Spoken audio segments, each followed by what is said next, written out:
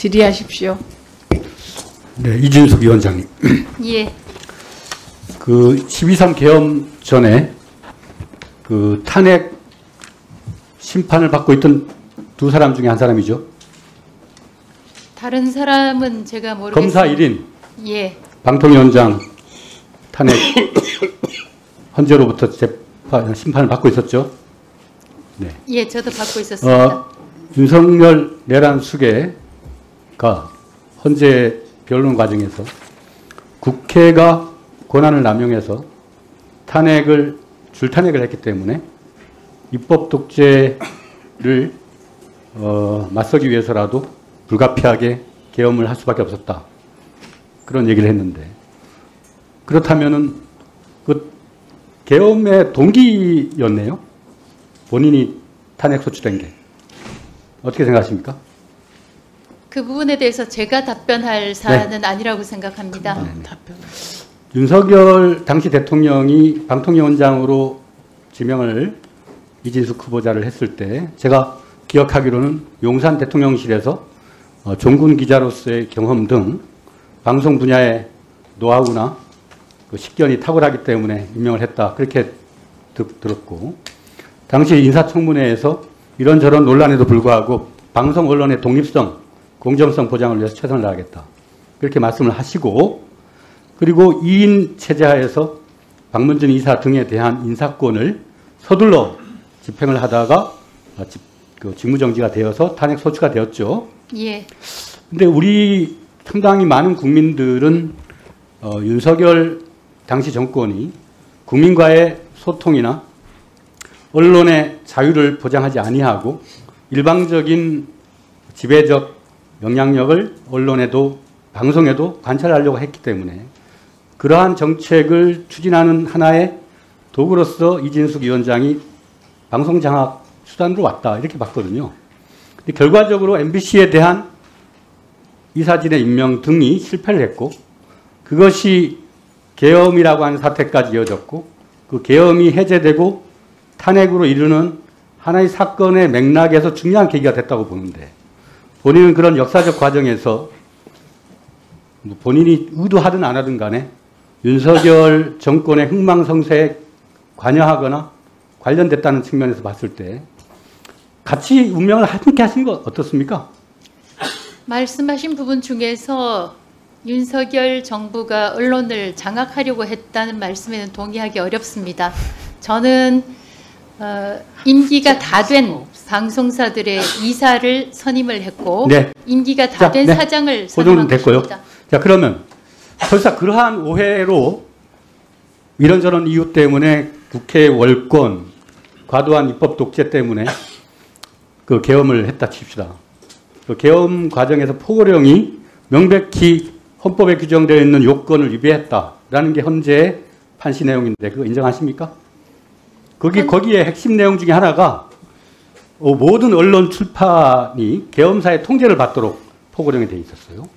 그럼 방송 독립의 보장을 지켜야 할 방통위원장은 그 문제에 대해서 개인의 양심의 문제가 아니라 직분의 측면에서 계엄사가 위헌적인 포고령을 발동을 해서 언론사를 통제하려고 했다는 것에 대해서 직분의 입장에서 설명해 보십시오. 적법한지. 저는 어떤 정부에서도 방송의 자유는 지켜져야 한다. 네. 언론의 자유가 지켜져야 한다고 얘기죠? 생각합니다. 알겠습니다. 그러함에도 불구하고 3월 8일 날 임시 출소인지 가석방인지 불법 출소인지는 잘 모르겠지만 3월 8일 날 대통령하고 느낌표 2번 그렇게 페이스북에 글을 올리셨고, 현직 대통령은 한 명뿐이다. 그 다음에 실패는 성공의 반대가 아니라 성공의 일부분이다. 가짜 뉴스를 만드는 세력은 국가의 근간을 무너뜨리는 반국가 세력이다. 그 윤석열 내란 우두머리의 불법적인 내란 행위에 대한 상당한 옹호가 느껴지는 그런 행위들을 반복해 왔어요. 그건 개인의 정치적 자유의 영역이라고 봅니다. 그런 생각을 할 수도 있어요. 그러나 공직자, 특히 방송 언론의 독립성을 지켜줘야 할 방송통신위원장으로서는 할 수 없는 그런 언행을 지금 하고 있다고 봅니다. 그러면 본인이 개인의 양심을 지키기 위해서는 깨끗하게 개인으로 돌아가십시오. 그리고 우파 전사로서 어게인 윤석열 거기 대열의 주모자가 되십시오. 그것이 떳떳하고 양심에 걸맞는 일 아닙니까? 또 윤석열 정도 되는 분은 그분의 퇴장에 따라서 함께 같이 퇴장도 하고 뭐 그런 최소한의 동반자라도 있어야 되는 거 아닌가요? 거기에 충분한 윤석열로부터의 애정 세례를 난 받았다고 보거든요. 유희림 씨하고 이진숙 두 자매가 방송 장악 시도하고 언론인의 양심에 거기에 규제를 들이대고 또 아주 희한한 기상천외한 방식으로 언론인들의 사상을 제약하고 말이죠. 그렇다면 거기에 대해서 화끈하게 사퇴하고 나가세요. 예?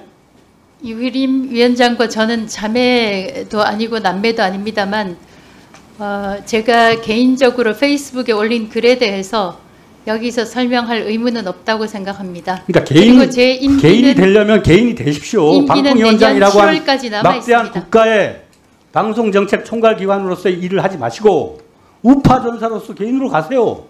왜 거기서 앉아가지고 툭하면 이상한 우파 논리나 생산하고 말이지. 지금 공권력 국가의 공공기관의 모든 것이 무너져 있는데 이거 지금 폐잔병의 마지막 발악도 아니고 말이죠. 저는 방송통신위원회 위원장으로서 지금 직무를 질문하신 성실하게 거예요? 수행하고 있습니다. 질문합니다. 함청하고 우리 과기부 장관님 하나만 더 여쭙게요. 네, 말씀하세요. 국감대 그 김형숙 교수의 마음 건강 앱 그 사업 그 대부분 다 실패로 언론에 드러났던데 예? 거기에 대해서 감사 좀 해가지고 그 재발 방지 대책 그 당시에 또 거기에 대해서 무시하게 예산 지원하고 평가하고 했던 담당자들 문책 재관 이런 것도 좀 해야 되고 그 다음에 원성동 의원이 이전에 그 김영숙 씨가 국회에 왔을 때 만났어요. 김영숙 씨하고 또 이거 마음 건강 사업과 관련해서 원성동 의원의 사건 동생이 있는 기업이 거기에 투자를 했습니다. 이건 이해충돌을 방지에 대한 신탁금지법에 위반했습니다. 이런 사항을 각종 감사를 통해서 명명백백하게 정의를 좀 가져가기를 바랍니다. 예, 그 과제에 대해서 최종 결과 보고서는 아마 4월 말까지 제출하게 돼 있는 걸로 알고 있고요. 또 거기에 결과를 보고 적절한 조치를 취하도록 하겠습니다. 예, 그 김우영 의원께서 지금 지적하신 김형숙 교수 프로젝트 건은 제가 따로 꼼꼼하게 들여다보고 있으니까 그 들여다본 결과가 나오는 대로 필요한 조치를 취하도록 하겠습니다. 예.